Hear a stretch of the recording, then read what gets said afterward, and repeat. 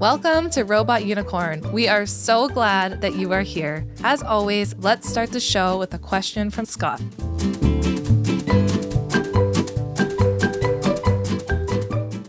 Today, I want to talk about something with you that has been controversial on our Instagram account. Okay. My question today is it wrong to send your kids to daycare? That's a very black and white question. Based on some of the responses, people think very strongly one way or the other. Right. I mean, the easiest... So do you feel the same way? It's a multi-part question. Yeah. So your question is it wrong to send your kids to daycare? And then... Yeah. Is it going to ruin your attachment with them? Yeah. So, I mean, the simple answer is no. There's obviously a much deeper answer that we're going to get into today. Podcast over. Yeah. Okay. Perfect.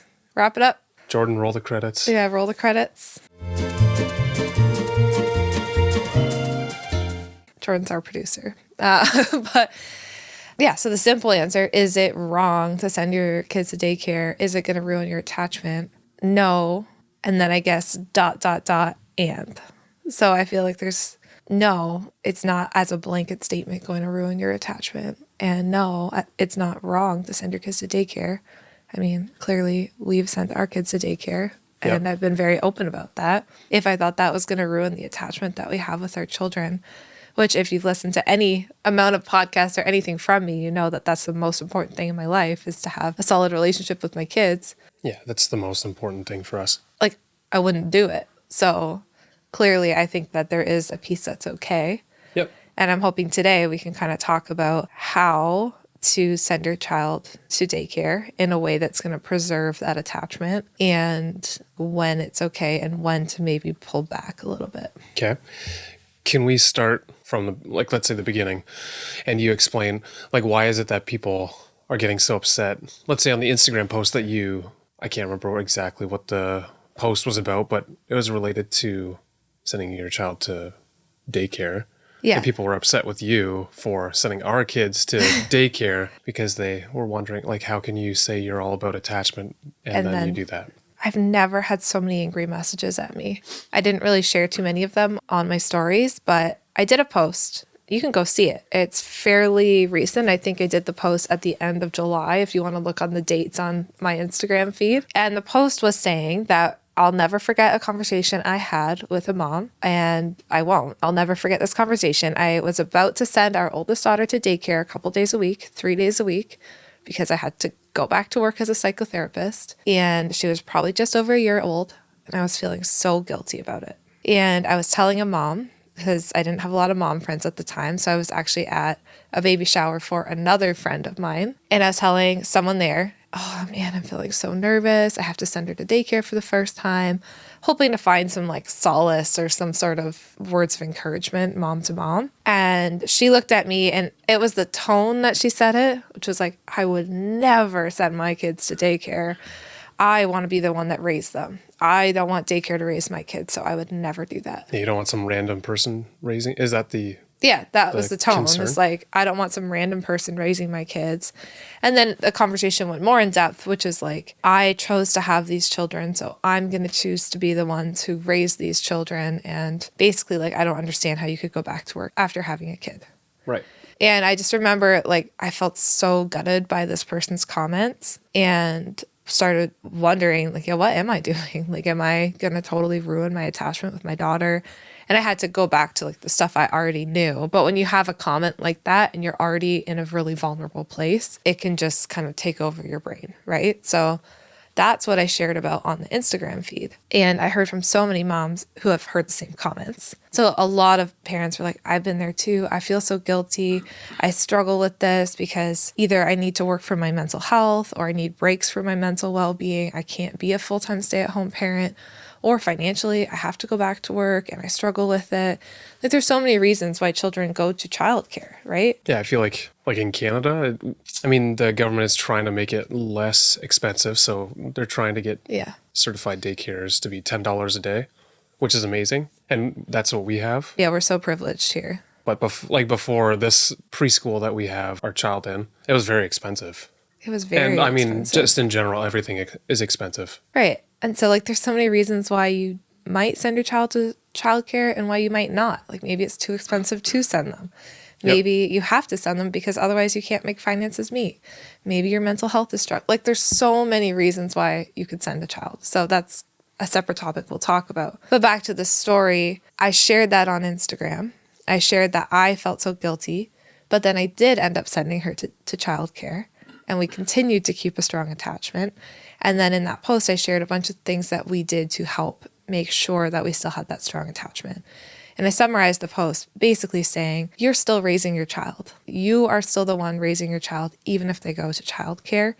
And there's something beautiful about when they go to childcare, if they can form a loving and attached connection with the provider that they have there, then that can be part of your child's village. And it's another person to love and to care for your child. It doesn't mean they're raising them, but it does mean that they're part of their village. And that's really beautiful. And that can be okay for kids too. So that was kind of the premise of the post that caused all this controversy and why we're talking about it now. Yep. So what are some of the comments that you received or DMs you received from people? So I did the post, a lot of parents being like, yeah, I get it. I also send my child to childcare, like a lot of positive stuff. The negative stuff was, Jess, I can't believe that you send your child to childcare. I thought that you were an attachment parent. I don't understand how you could A, teach this stuff, and B, have your own kids and have 3 of them and not choose to be the one that raises them. I don't believe that sending your child to childcare is okay. Children need to be with their mother at all times. Haven't you heard that, like, you're the mom, so like you should be the one for the first 3 years who's with your child as many hours a day as possible? Don't you feel like you're kind of leading people on if you are running a page about parenting, but you're not a stay-at-home mom? Like, I received a lot of really challenging feedback, like people challenging me, which I don't mind. I'm okay with people challenging me. But then there was the feedback that was like, you should be ashamed of yourself. Yeah. Of course. So that always comes with every post. But yeah, I'd say this post had more than probably ever. Like, I don't think I've ever received that amount of feedback on a post and like privately. I mean, personally, I think people who respond that way just have a very limited view of life. They're likely, I don't know, they're not getting curious about like, why would we send kids to childcare? They're certainly not very curious people.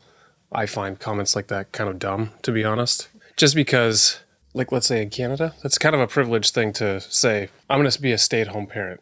It's not nearly as common as it used to be because everything is expensive here. So it's pretty hard to do too much.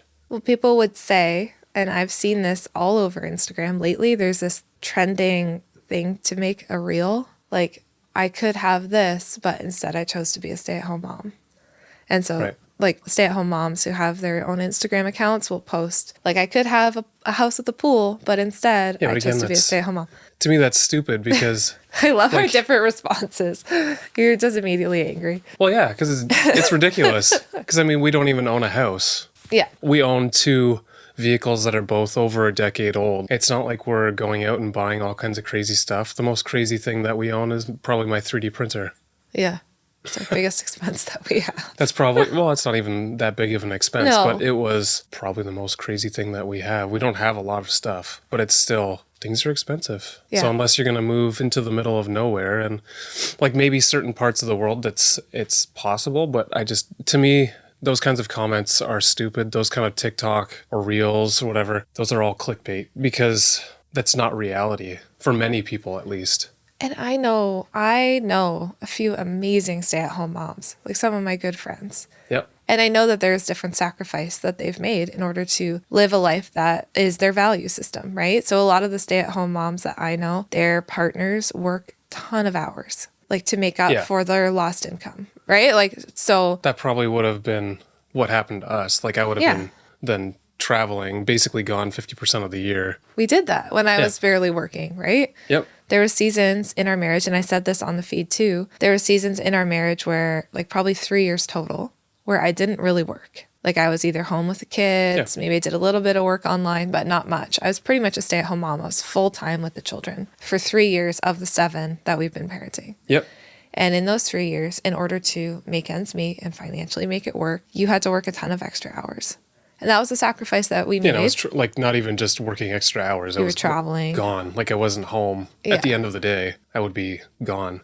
And so that was the sacrifice that we made in those years for us to be home. And that's what worked in that season of life. Yeah. And that's what we had to do in that season of life. And I have friends that are stay-at-home moms, and that's a similar story for them. Their partner works a lot of hours and they stay at home. It's not necessarily wrong. There's nothing wrong with it. I just think again, I feel like every episode that we have our discussion, the conversation kind of goes back to that, where the hashtag parenting experts and experts in general, I think anytime something is black and white, you usually aren't thinking about that situation correctly.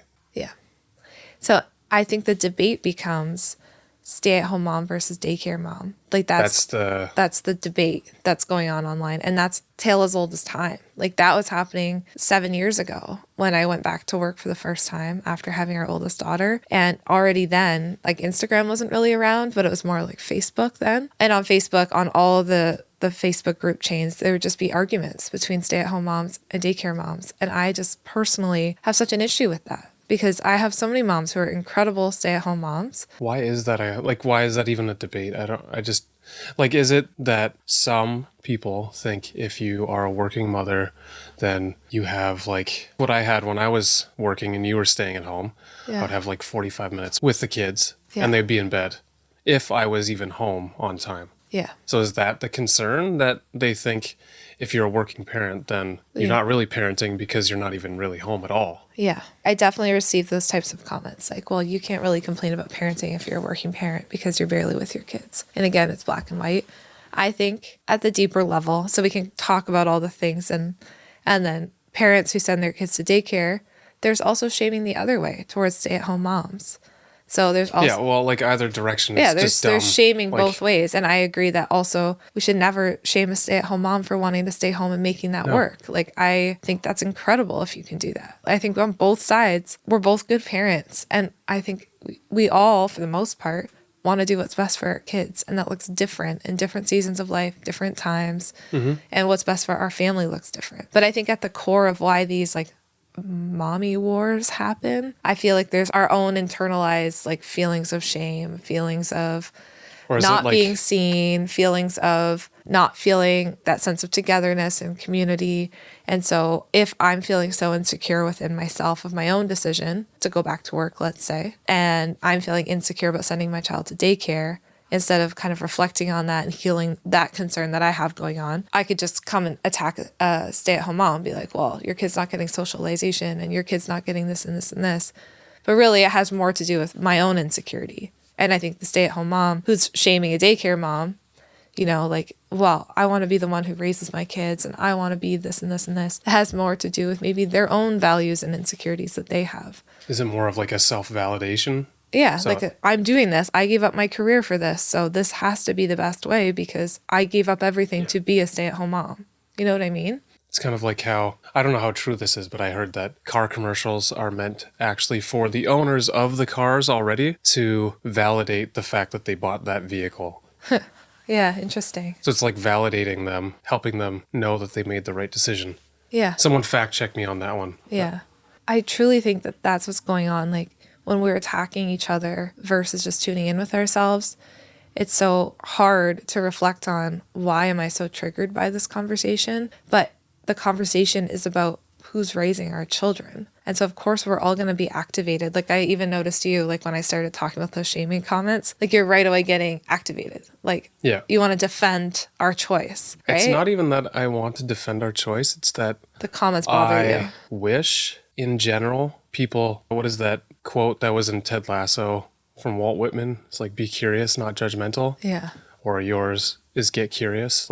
Yeah. Why can't people just be a little more curious and less judgmental? Because I find that judgmental comments just very annoying. Yeah, you get so easily frustrated by that. Yeah. It comes from clearly a lack of understanding of any situation. Yeah. That people would make those comments. Yeah, and I think it really comes from their own triggers. If I send my kids to daycare and I make a comment to a stay-at-home mom well, daycare's way better than being home with them because then they get socialization, they get to learn new things. I could never teach them this, blah, blah. And I start shaming a stay-at-home mom for staying at home. That's probably because I want to defend my reasons for sending my child to daycare and feel good about my decision. If I am a stay-at-home mom and I'm saying, I want to be the one that raises them and I don't want anyone else raising my kids, and I think when you send them to daycare, you're basically wiping your hands of parenting. if I say that as a stay-at-home mom, has more to do with my own, like, I'm with my kids 24 hours a day, every single day. This is the hardest work. I want you to see that. And maybe I've given up my job or friendships or different alone time in order to do this. So it needs to be important. And instead of us just reflecting on why we feel the way we do and are we living aligned with our values or not, we start attacking other people. And that is the culture online. Like, you look at Reddit threads and you look at, I don't look at Reddit threads anymore because some people don't love you very much. They don't love me very much on there. And I did it twice and it was really, really hurtful. So I decided to stop looking at Reddit threads or Facebook groups. And there's these mommy wars. Like, we shame each other, but really it just comes internally. And we got to tune in with ourselves. And I think when it comes to the daycare conversation, when we started sending our child to daycare for the first time, I also was really activated by the whole thing because I hadn't been tuning in with myself. Like, I hadn't been asking myself the question, how am I going to stay connected with her when we're apart? How do I truly feel about sending her to daycare a couple of days a week? Is this my values? Like, does this align with who I want to be as a parent? Like, I hadn't done that kind of critical reflection. I was just sending her because I had to go back to work because I needed to. So I think when you can slow yourself down a little bit and start pausing, you might find out some more things about yourself. And maybe the question isn't so much like, is daycare right or wrong, or yes or no, or should everyone send their kids to daycare? It's like, tune in with you. What's your values? What's your family's values? What works for you? And I think we need to do a lot more of that than blanket statements about whether or not it's the right fit. Yeah, right.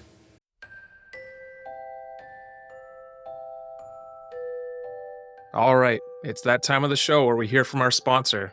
Oh wait, that's us, Nurtured First.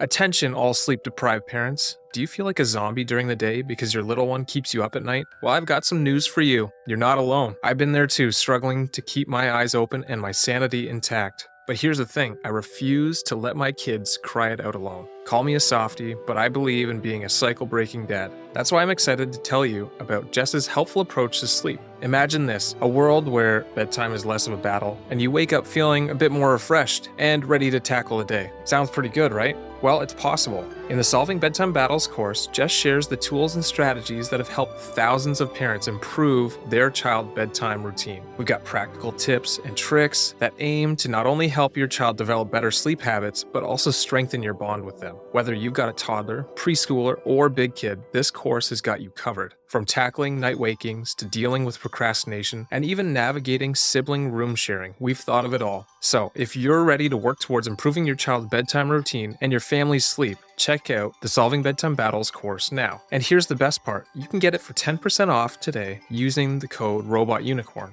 Check out the show notes and start your journey to better sleep habits today. Your future self just might thank you.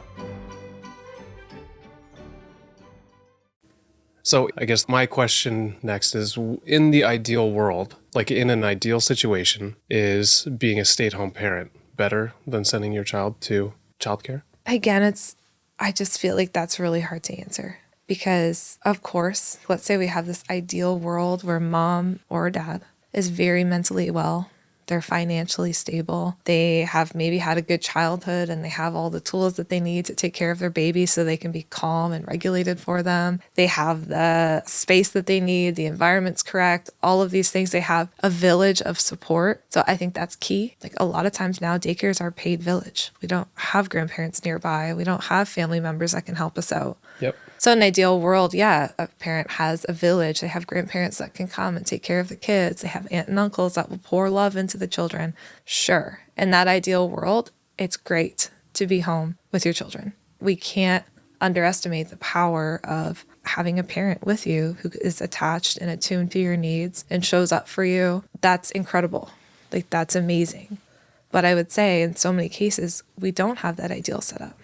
And that's why we need childcare a lot of the time. For example, if a mom's not mentally well and she doesn't have a village around her, which is so often the case, and we know parenting in the early years, say you have a 15-month-old, it's all day, every day. Like, often they wake up at night. It's a 24/7 responsibility.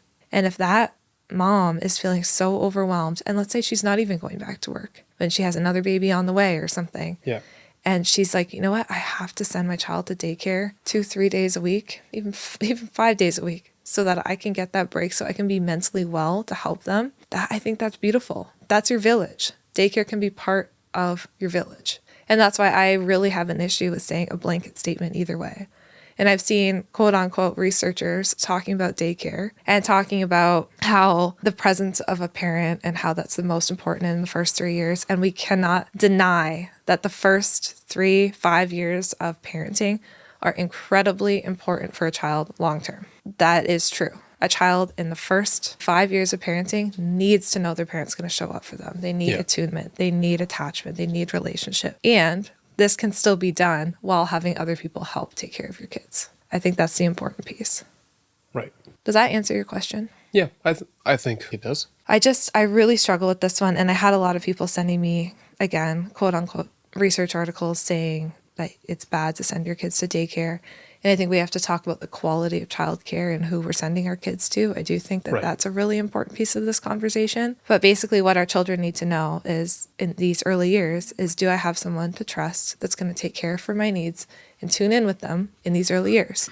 And sometimes part of taking care of your child's needs and tuning in with them is having other people come and help you. Like sometimes that's part of it. I know, and especially let's say when I had the 3 children, like when I just had our 3rd baby, I've talked openly about how hard that experience was for me. And I was full-time home with them and also trying to work. But I was full-time home with all 3 kids. And it was so impossibly hard to take care of all 3 of them and do all the other things that I had to do with zero help, that I was yelling more. I wasn't regulated. I had a really hard time waking up in the night. I wasn't the parent I wanted to be. I was constantly rage cleaning the house. I wasn't a happy mom. And then we got some help. And I remember like everything changed. We had paid help to come help take care of our baby and our older kids, who our children developed this beautiful relationship with. And she took care of our baby at the time when I had to go into work or something had to happen. And it could not have changed our lives in a better way. You know, like everything changed because I had that help.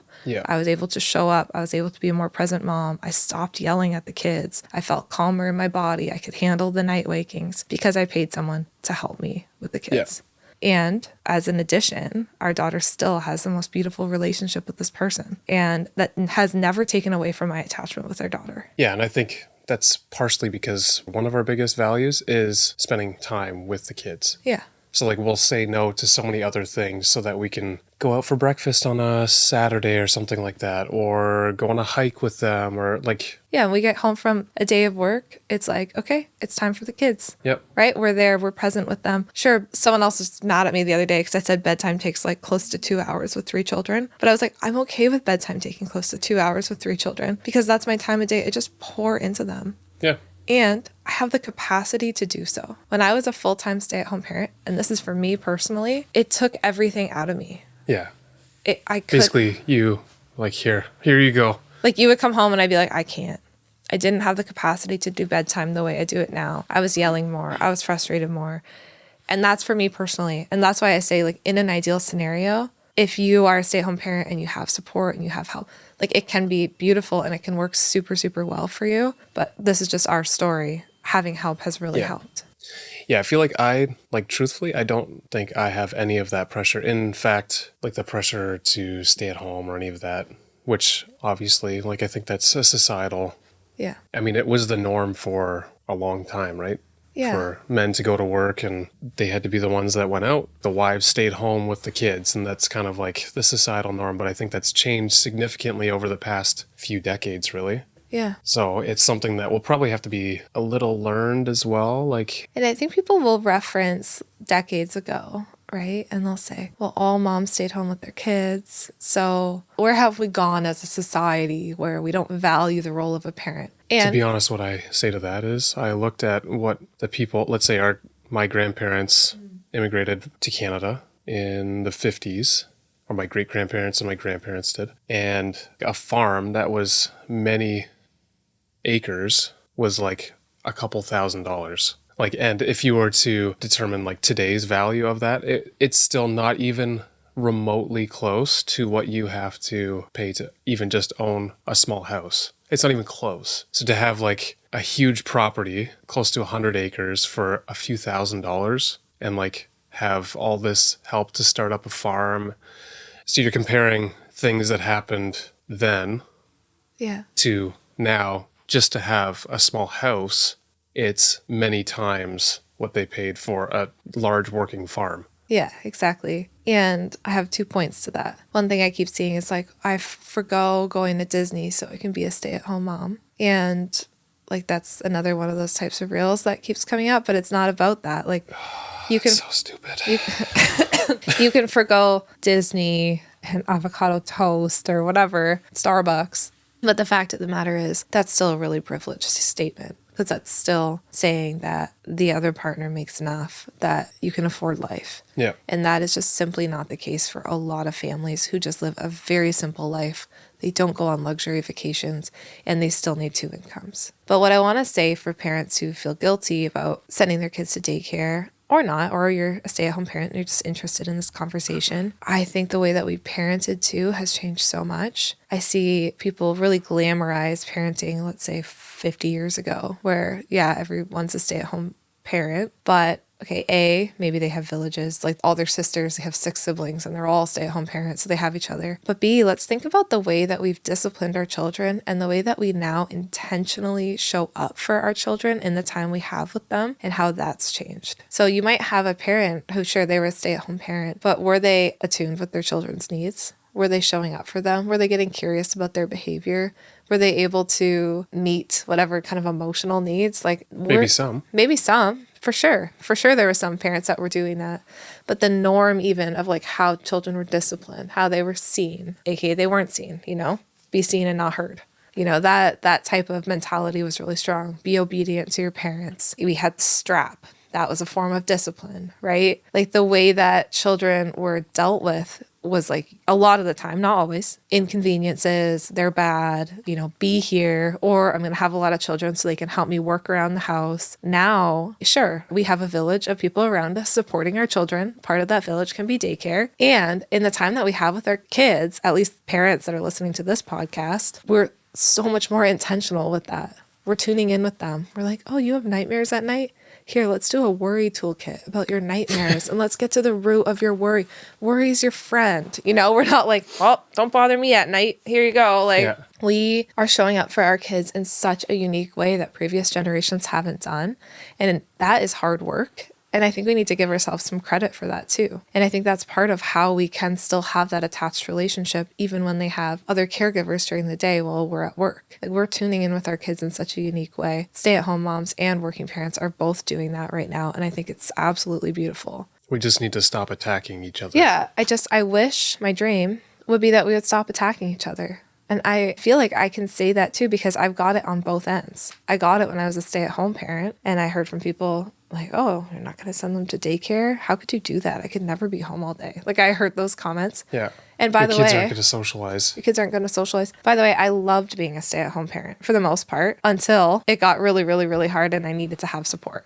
But in the early years when I just had one kid at home, it worked for me. And then there were seasons where it didn't work for me, and that's when we got help. And then I've got it from being a parent that sends their kids to daycare. Like, how could you do that? I thought you wanted to raise your own kid. So I feel like I'm coming at the mommy wars with so much compassion on both sides because I've heard it on both sides. I've been both. And I just feel like if we can really truly see each other as parents, that we're all in this journey together, and one parent sending their kid to daycare does not threaten you being a stay-at-home mom. Like, we can all see each other and have respect. I just feel like the world would be such a more beautiful place. But maybe this is just my dream to gentle parents the world. Utopia. Yeah.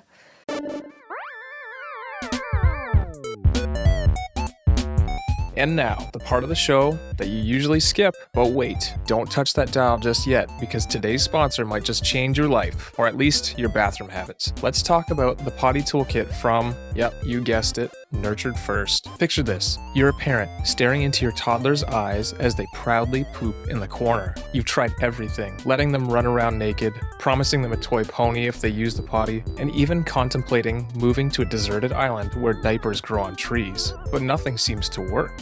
Enter the Potty Toolkit by Nurtured First. This magical bundle of joy is designed to make potty training fun, easy, and, dare I say it, enjoyable for both you and your child. It's like having a team of potty training fairies at your beck and call, without the glitter and the creepy wings. The Potty Toolkit is packed with over 40 pages of stories, activities, games, and worksheets that will get your child excited to use the potty. And the best part? It's all backed by decades of research and designed by a team of child therapists who know their stuff. So if you're ready to ditch the diapers, head over to the link in the show notes and grab Potty Toolkit for 10% off. That's right, for less than the cost of a month's supply of diapers, you can have a fun-filled potty training experience. Don't wait, go to the link in the show notes now and get the Potty Toolkit by Nurtured First for 10% off today using the code ROBOTUNICORN. Your child and your bathroom floor will thank you. But I do want to talk before we wrap up this episode about some practical tools that parents can kind of take away, because the one thing that we haven't talked about yet is the importance of the quality of daycare. And I do want to talk about that. Yeah, I feel like we've been lucky with our girls. We've found amazing preschools and daycares. Yeah, and that's a privilege too, right? Because sometimes it can be really hard to find good childcare. Well, even in general, I mean, in Ontario, Canada, there's not enough Childcare. Childcare. Yeah. And I think the important thing to know is that when we're talking about some of the research that's been done on kids who've gone to daycare and like long-term outcomes, when they have the best long-term outcomes is they have a caregiver who they can trust and is tuning in with them in the absence of their parent. Yep. Whether that's a paid daycare teacher, a grandparent, an aunt, an uncle, a nanny, whoever it is that's taking care of them, the child needs to know in these early years, it's essential that they know someone is tuning in with me and trying to help my needs get met. And they need that when they go to childcare too. So that's what I'd really be searching for and what we have searched for in teachers. I love, Gordon Neufeld says this, and he's like, our teachers, our childcare workers in the early years should be seen as honorary family members. Like, what if we saw them as honorary aunts and uncles to our children and we talked about them as if they were family? We colored pictures for them when we were at home. We would come in and be like, oh, you'll never guess what she did this weekend. She did this and this. You'll talk positively about the child in front of that teacher. Those are going to be the things that help your child also see that as an extension of their village versus we're just sending them to school and they don't know who to turn to in your absence. A child needs to know who to turn to when their parent's not there. Yeah, that makes sense. That's essential. And I think that's the piece that's often missing from the daycare conversation is who's in charge. Your child needs to know. They need to look around the room and their eyes need to land on someone. And like, let's say our daughter, when she went to kindergarten, her teacher is absolutely incredible, her kindergarten teacher. And when she fell or stubbed her toe or something went wrong, she would look around the room and see her teacher and run to her for a hug. And that's what our children need when they're at school. So who are they turning to? Sounds good. You don't have comments on that? I don't have comments. Oh, I've never seen it. I agree.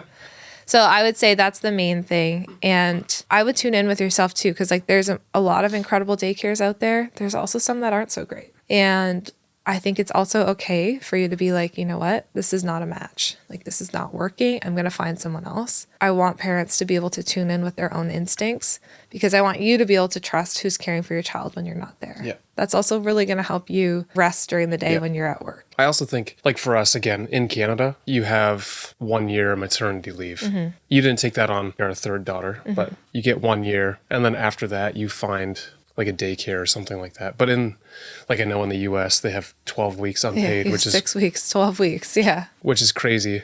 But then you still have kind of an infant that you have a brand new baby that you're passing off. I would imagine, I don't know for a fact, but I would imagine it's even more difficult for them to find childcare and on top of that, really good childcare. And that's absolutely where the system fails moms and babies and families in general. And we have to say that too, right? Like, it's not perfect in Canada, but no. I would say it's still significantly better than what our American counterparts. You can take 18 months off, right? Like, that's you can wild. take up to 18 months. Yeah, exactly. You can take 18 months off and then send your child. But when you have to send a 6-week-old child off, that's really difficult. And I think that that's where a lot of the moms come in, like, I could never do that, right? And I understand that because in those early years, like, all your body wants is to be with your baby. Yeah. And it isn't makes like 12 so weeks much you're sense. like basically just healed from the birthing experience? Like, just out of the fourth trimester. Yeah. Like you're just out of the fourth trimester. So of course you're not going to want to be away from your baby. And I think if that's what your body's saying, like, I want to be with my baby and you can make it work to be home, like by all means, stay home with your child as long as you can. But if you can't, like for all the reasons that we've talked about and you have to get help, try and see how you can find someone who's going to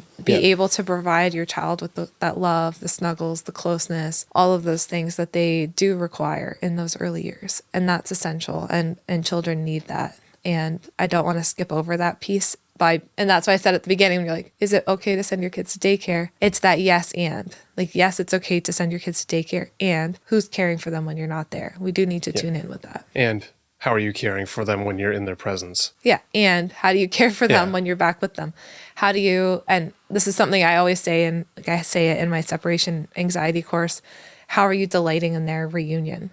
Right? It's like when you see your child after a day apart, how are you putting your phone away, looking your child in the eyes, having open arms, greeting them, asking them about their day? Okay, they don't want to tell you about their day. That's fine. Like you're still tuning in. You're saying, oh, what's the time you laughed today? What's the time that felt difficult today? You're having family meals together. Not to put so much pressure on your plate either. I don't want parents to listen to this and be like, oh my goodness, it's so many things I have to do. But I do think we don't want to dismiss, sometimes in these things that we talk about, it's like, well, just don't feel guilty. It's fine. But again, it's tuning in with, well, how are we meeting that need of the child and meeting your own need as a parent for closeness with your child when you are with them? I think that's really important as well. There's a lot of factors. Like, is it okay to send your child to daycare? Yes, of course. Like sometimes we need to. And who's taking care of them when you're not there? And how do you care for them when you are there? Like, there's just so many factors. And I hope this conversation will not be as black and white as other conversations that you've heard. And I hope it will give you some relief and some compassion, because these decisions are hard to make. And like, I get it. It's really hard. And it's hard to transition to, you don't have this because you've always been a working parent. But it's hard to transition from being a stay-at-home parent to a working parent. Right. Like, there's been lots of times where I've been like, oh, I wish I was still home with them full time. Yeah. But I mean, that's never been an option for me anyway, really. Yeah, you've never had that option. Yeah. And you've never been conditioned to feel like you have to do that. Right. Right? Like, yeah, it's more the opposite if you were to say, I'm a stay-at-home dad. I want to be a stay-at-home dad. Yeah. That would be probably more frowned upon. Yeah. Like, there's times where I'm like, oh man, it would be so nice to still be home with them. But that's not the season that we're in right now. And that's okay. I still show up for them in a million ways. And they're still so attached to us. We have beautiful relationships with all three kids. And there'll be things that we've done that will not be great, that I'm sure they'll get mad at us for. But I can rest knowing that we still have these beautiful relationships. We are 1,000% the ones still parenting them. Yeah. School is a great addition to our village, but they're not the ones raising our kids. We're the ones teaching them values. We're the ones tuning in with them. We're the ones in those unseen moments at 3 a.m. where they're kicking us in the spinal cord and we're like falling off the bed, right? Like, there's still so many hours in the day that we are with these children, showing up for them, meeting every single one of their needs and more.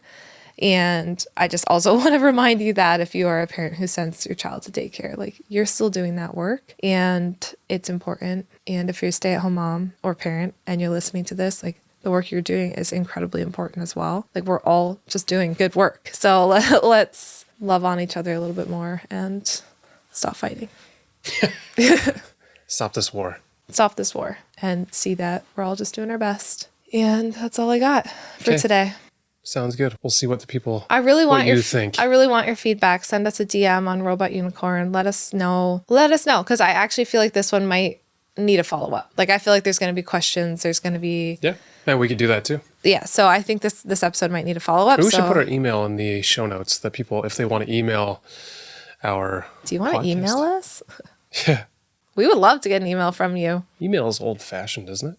Do people still do that? I don't know. I guess we'll find out. Yeah, we'll put the email in the show notes and then email us. And just know that Scott asks me probably 15 times a day if I've heard from anyone, how they're liking the podcast, what they're saying. So, like, we genuinely want to know. Like, we're reading your messages. If you have any constructive feedback, we're always open to hearing that too. We're reading your constructive feedback. We want to know. So please, let us know. And maybe we'll do a follow-up on this one. Sounds good. Thanks for listening today. Thanks for listening. Talk soon.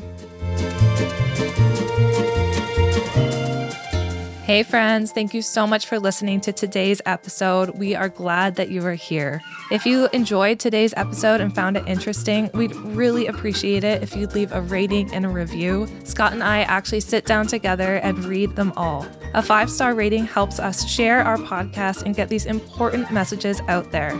Thank you so much for listening, and we can't wait to talk to you again next time.